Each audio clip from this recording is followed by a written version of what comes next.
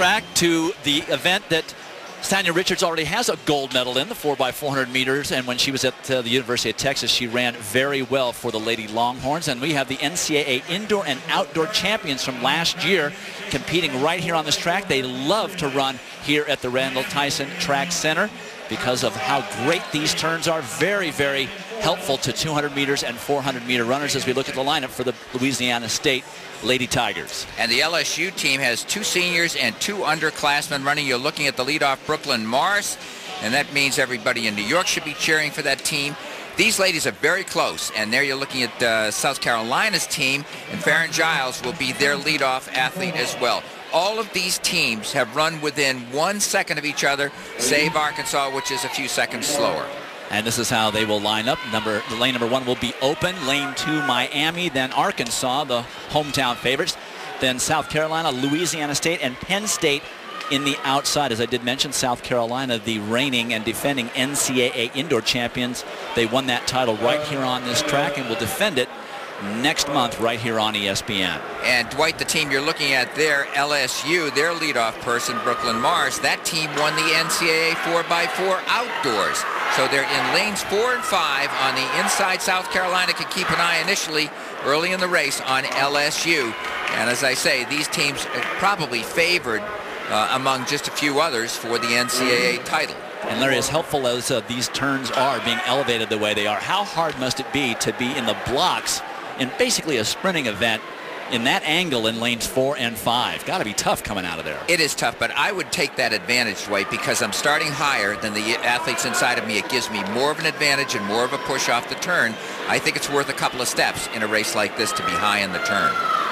They'll stay in their lanes through the first 2 turns, then break for the pole. And that position is so important. And they're away cleanly, as the collegiates usually are. You know, 1 false start and they're gone. And that hurts the whole team as we see Brooklyn Morris making a nice move for LSU out there in lane 5.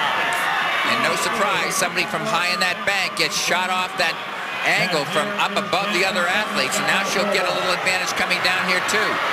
So it's LSU. It looks like Penn State trying to challenge for that number 1 position at the break.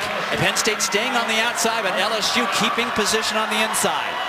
Smart move by Brooklyn Morris inside to make the athlete, which is Briene Simmons, run wide all around the turn.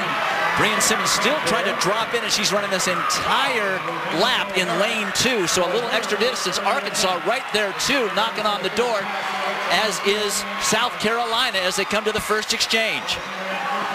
Very even, and Penn State, or LSU made a great exchange, but they're bunched right there, the top 4. But LSU now making a little bit of breaks, got some running room. 55-1 for Brooklyn Morris on the leadoff. These women, based on past times, will average around 53.5 per lady. It's Nickeisha Wilson for LSU, Krystal Canty for South Carolina, who've now moved themselves into 2nd place. And on the outside, Miami trying to make a move. What a move by Miami.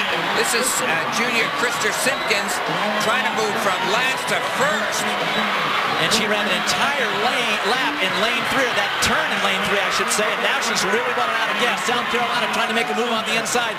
But LSU's Nickeisha Wilson starting to make a little bit of a break as they come up for the 2nd exchange. Nickeisha Wilson will hand off to Latavia Thomas, and now they've got a nice little 10-12 meter lead as Miami gets the stick 2nd. South Carolina is 4th. Arkansas back in the pack. 2nd leg, lead athlete, 52.9. Latavia Thomas of LSU now is sort of downshifted a little bit and now left South Carolina back into, or Penn State, I should say, back into the race. This is Shana Cox, who is the NCAA runner-up outdoors at the 400 meters, running for Penn State in 2nd place. But Latavia Thomas wakes up and shifts gears, and all that energy that Shana Cox expended trying to take the lead is now caught up with her. It is Latavia Thomas and LSU coming down for the final exchange, and South Carolina trying to move back into 2nd as they do. And very close between South Carolina and Penn State at the exchange. LSU with a nice 10-meter lead on the final leg. The split for the 3rd leg, 53.6 seconds. For Penn State, this is Dominique Blake. And for LSU, Deonna Lawrence. Lawrence with about an 8-meter lead with 1 lap remaining, 200 meters to go. It is LSU, followed by Penn State, South Carolina, and Porche Byrd, who is letting her head just bob everywhere. She's already running out of gas. Deonna Lawrence hanging on nicely for LSU. And Dwight, she anchored last year's NCAA championship 4x4 relay for LSU, and it's all her. It's going to be LSU as Deonna Lawrence is tying up badly, but South Carolina comes back for second. Porche Byrd gets her form together, finishes second for South Carolina, but it was LSU that dominated from the second leg on, and they win it unofficially 3:35.01.